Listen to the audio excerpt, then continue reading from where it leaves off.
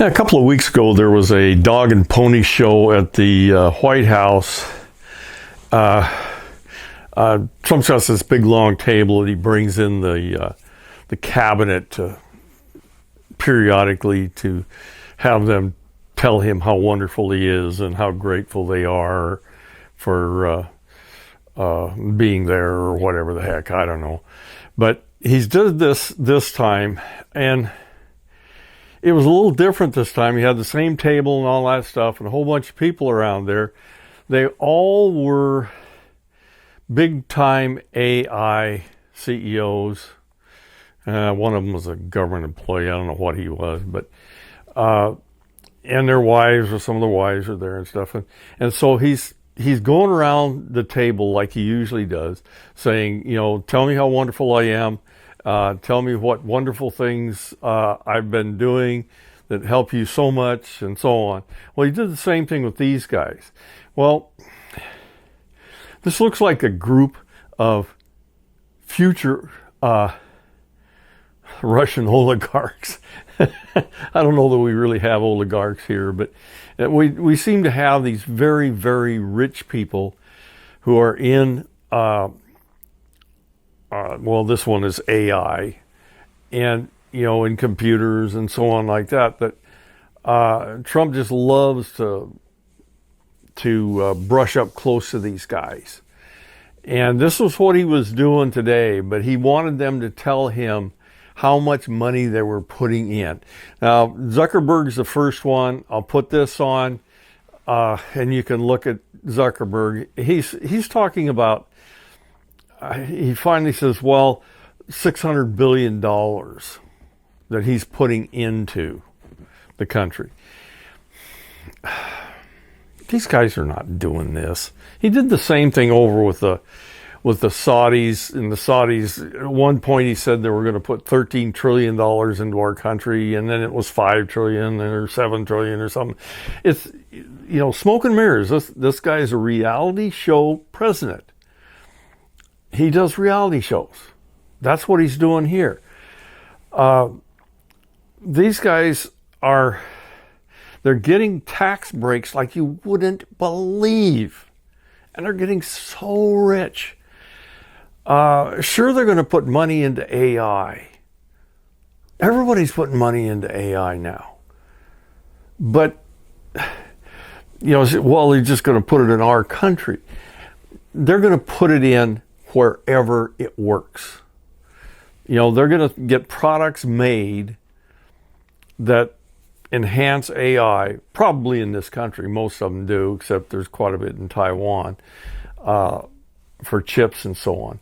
But just listen to these guys talk. This is definitely a high IQ group, and I'm very proud of them. I know all of them indirectly, and I know some of them very well, but I know everybody at the table indirectly through reading about you and studying, knowing a lot about your business, actually. We're making it very easy for you in terms of electric capacity and getting it for you, getting your permits.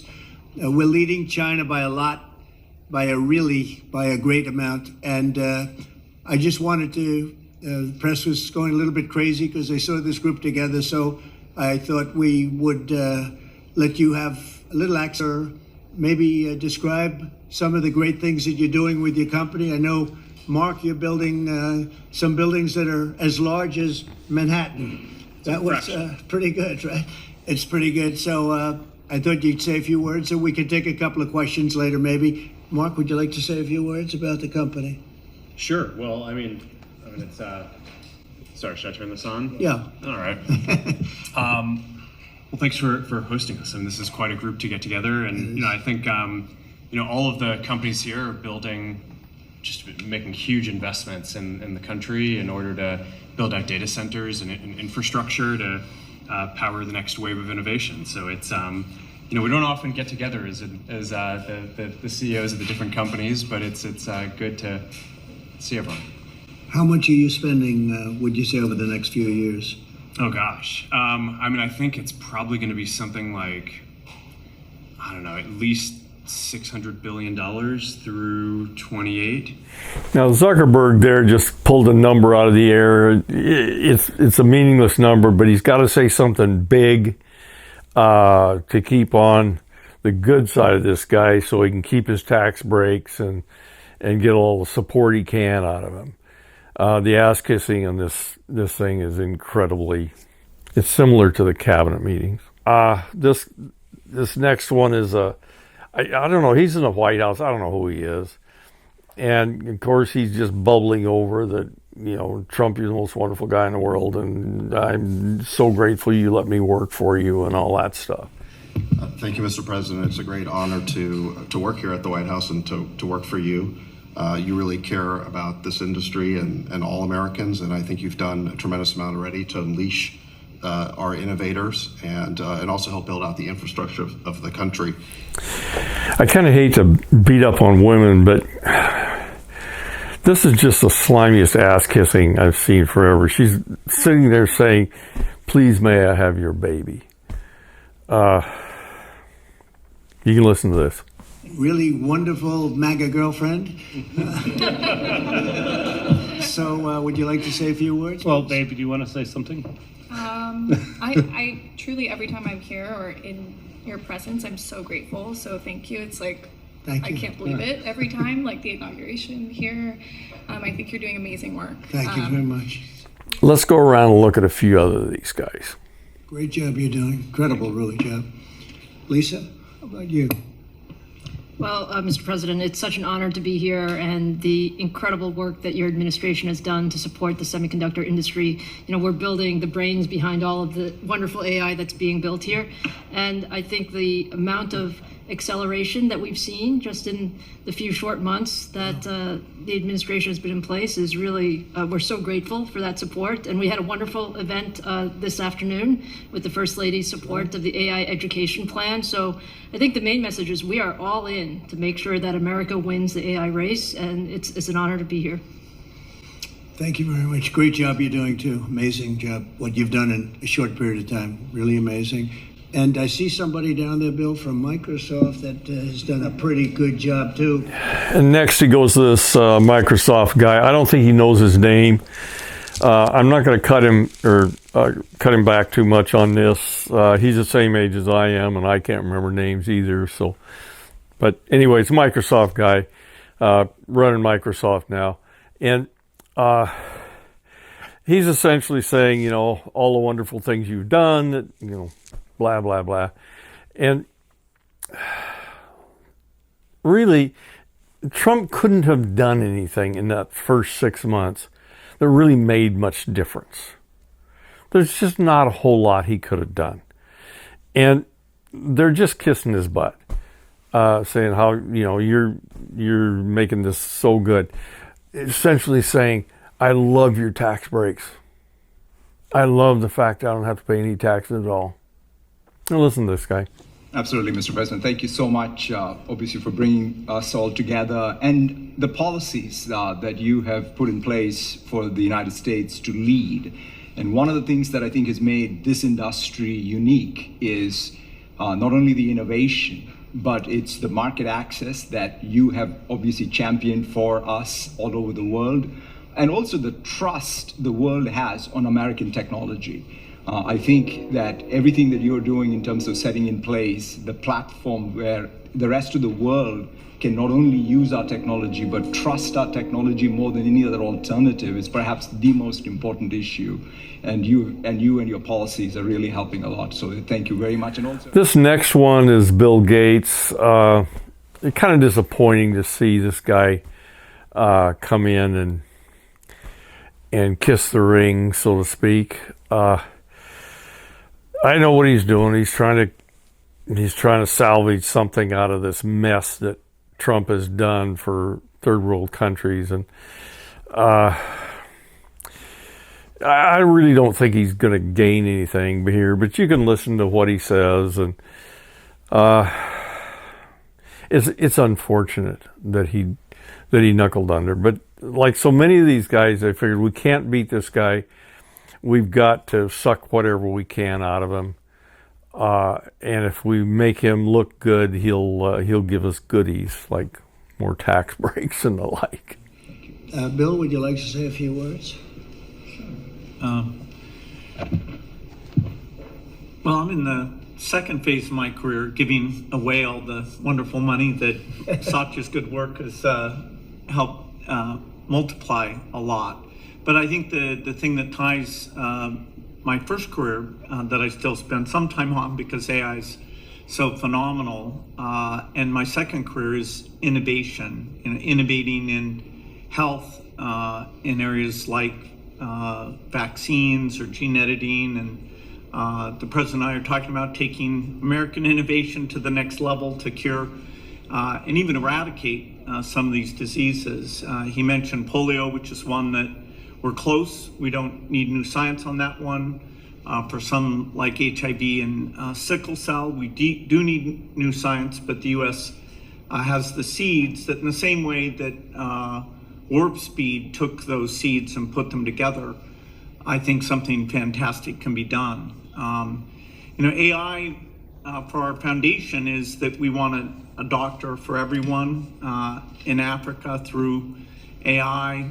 We want farmers to have incredible advice and kids to have a chance to learn. So the work being done by the people at this table is changing the world. It's coming fast, so it's great. We all get together and talk about how the U.S. can lead in this key area and apply it even to the poorest outside the U.S. as well as to our great citizens. So thank you for incredible leadership, including getting this group together. Thank you. Okay, you can listen to Tim Cook tell you how he's going to put, $600 billion into this country. And Trump sitting there thinking the guy's going to make iPhones or something in this country. He's not going to do anything like that. It's just going to be an investment in AI that he was going to do anyway.